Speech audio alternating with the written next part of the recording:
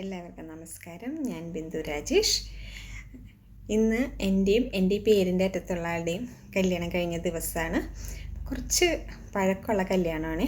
അന്ന് ഈ കുറേ മണ്ടത്തരങ്ങളും പൊട്ടത്തരങ്ങളും ഒക്കെ നിറഞ്ഞൊരു കല്യാണമായിരുന്നു. അപ്പോൾ അതിൽ രണ്ടു കുഞ്ഞു കാര്യങ്ങൾ ഞാൻ പറയട്ടെ. ഞങ്ങളൊരു 5-5.5 വർഷം പ്രേമിച്ചിട്ട് കല്യാണം കഴിച്ചതാണ്. ഞാൻ മണ്ഡപത്തിലേക്ക് കയറുന്നതിന് മുമ്പ് തന്നെ കുഞ്ഞമ്മായി എന്നോട് പറഞ്ഞു, ദേ അവിടെ പോയിരുന്നിട്ട് കണകണാക്കണൂന്നൊന്നും വർത്തമാനം പറയരുത്, മിണ്ടാതെയൊക്കെ ഇരുന്നോണം, അതൊക്കെ പിന്നെയെന്ന് പറഞ്ഞു. അപ്പോൾ ഞാനാണെങ്കിൽ അന്ന് അനുസരണയുടെ കൊടുമുടിയിൽ നിൽക്കുന്ന സമയമാണ്. അപ്പോൾ ഞാൻ പിന്നെ എൻ്റെ ഇപ്പുറത്തിരിക്കുന്ന ആളെ ഞാൻ ആലുവ മണപ്പുറത്ത് പോലും കണ്ടിട്ടില്ല. അന്ന് മട്ടിൽ ഒന്നും മിണ്ടാൻ പോയിട്ട് ഒരു പരിചയം കാണിക്കാൻ പോയില്ല. അങ്ങനെ ഞാൻ മറ്റേ നവവധുക്കൾക്ക് വേണ്ടി പറഞ്ഞിട്ടുള്ള കുറേ ഇതൊക്കെ ഉണ്ടല്ലോ, മറ്റേ ലജ്ജാവതിയായി നമ്ര ശിരസ്കിയായിരിക്കണം എന്നൊക്കെ. അങ്ങനെ ഞാൻ തലയൊക്കെ കുനിച്ചവിടെ ഇരുന്നു.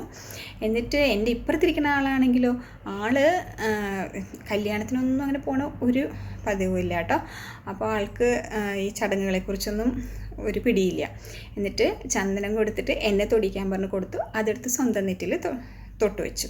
അത് കഴിഞ്ഞപ്പോൾ കുങ്കുമം കൊടുത്തു, എൻ്റെ മറ്റേ ഇവിടെ ഇടാൻ പറഞ്ഞിട്ട്. എന്നിട്ട് അതെടുത്ത് ചന്ദനത്തിൻ്റെ മുകളിൽ തൊട്ടിട്ട് സുന്ദരക്കുട്ടപ്പനായിട്ട് അങ്ങനെ ഇരുന്ന്. പിന്നെ ഭാഗ്യത്തിന് താലിയെടുത്ത് സ്വന്തം കഴുത്തിൽ കെട്ടിയില്ല, അത് എൻ്റെ കഴുത്തിൽ കെട്ടി. അത് കഴിഞ്ഞിട്ട് ഞങ്ങൾ ഫോട്ടോ എടുക്കാനൊക്കെ ആയിട്ട് പോയി നിന്നു. അപ്പോൾ ഞങ്ങളുടെ പന്തലിൻ്റെ ഇതൊക്കെ ഏൽപ്പിച്ച ചേട്ടൻ അന്ന് ഈ സ്വാതന്ത്ര്യത്തിൻ്റെ 50ാം വാർഷികാഘോഷമൊക്കെ നടക്കുന്ന സമയമായതുകൊണ്ട് ഈ വലിയൊരു അശോക ചക്രം ഉണ്ടാക്കി അവിടെ വെച്ചിട്ടുണ്ടായിരുന്നു. മണ്ഡപത്തിൻ്റെ പുറയിൽ തെർമോക്കോൾ കൊണ്ട് അശോക ചക്രം, പിന്നെ അതിൻ്റെ സൈഡിലായിട്ട് മറ്റേ ചിറകടിച്ച് പറക്കണ 2 വെള്ളരിപ്രാവുകൾ. എനിക്ക് തോന്നുന്നു ഈ ചേട്ടന് ഇങ്ങനെ കല്യാണവും സ്വാതന്ത്ര്യം തമ്മിലൊക്കെ ബന്ധമുണ്ടെന്നൊക്കെ നല്ല മനസ്സിലായിട്ടുള്ള ചേട്ടനാണെന്ന്.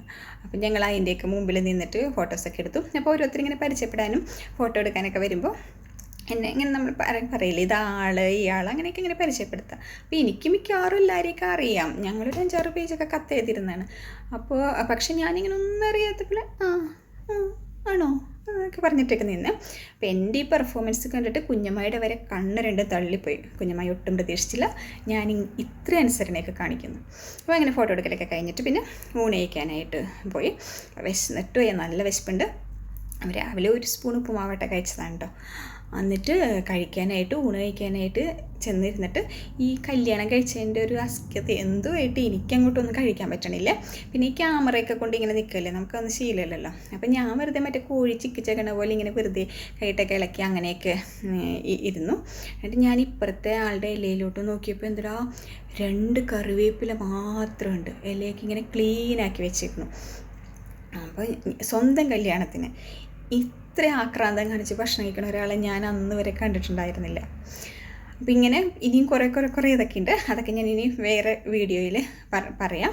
അപ്പോൾ ഇങ്ങനെ ഈ കല്യാണമൊക്കെ ഇങ്ങനെയൊക്കെ ആയിരുന്നു. അപ്പോൾ ഞാൻ അതുകൊണ്ട് എൻ്റെ ഭർത്താവിൻ്റെ അടുത്ത് പറഞ്ഞു, നമുക്കിപ്പോൾ ഒന്നുകൂടെ ഒന്ന് കല്യാണം കഴിക്കാം. ഇപ്പോൾ കുറേ ഇങ്ങനെ നല്ല രസമല്ലേ ഈ ഹൽദി മെഹന്തി അങ്ങനെയൊക്കെ കുറേ സംഭവങ്ങൾ. അപ്പം നമുക്ക് നന്നായിട്ടൊക്കെ ഒരുങ്ങി, എൻ്റെ മേക്കപ്പ് ഒന്നും കൊള്ളില്ലായിരുന്നു. അപ്പോൾ നമുക്ക് നന്നായിട്ടൊക്കെ ഒരുങ്ങിയിട്ട് നമുക്ക് ഒന്നുകൂടെ കല്യാണം കഴിക്കാം, അങ്ങനെ കുറേ ഫോട്ടോസൊക്കെ എടുക്കാം എന്നൊക്കെ പറഞ്ഞു. അപ്പോൾ ആളിങ്ങനെ ഒരു താല്പര്യമില്ലാതെ പറഞ്ഞു, അന്ന് തന്നെ കഷ്ടപ്പെട്ടാണ് വന്നിരുന്നതൊക്കെ, ഞാനെങ്കില്ല എന്ന് പറഞ്ഞ്.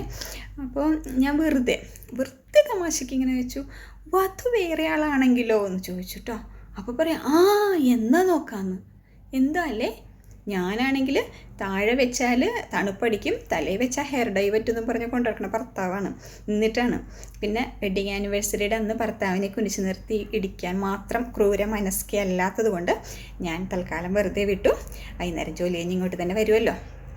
അപ്പോൾ ബാക്കി വിശേഷങ്ങളൊക്കെ ഇനി വീണ്ടും ഒരു വീഡിയോയിൽ പറയാം. അതുവരെ എല്ലാവർക്കും നന്ദി, നമസ്കാരം. നിങ്ങൾക്കും ഇങ്ങനെയൊക്കെ കല്യാണത്തിൻ്റെ ഈ ഓരോരോ അനുഭവങ്ങളൊക്കെ ഉണ്ടെങ്കിൽ കമൻറ്റിൽ വന്ന് പറയൂ.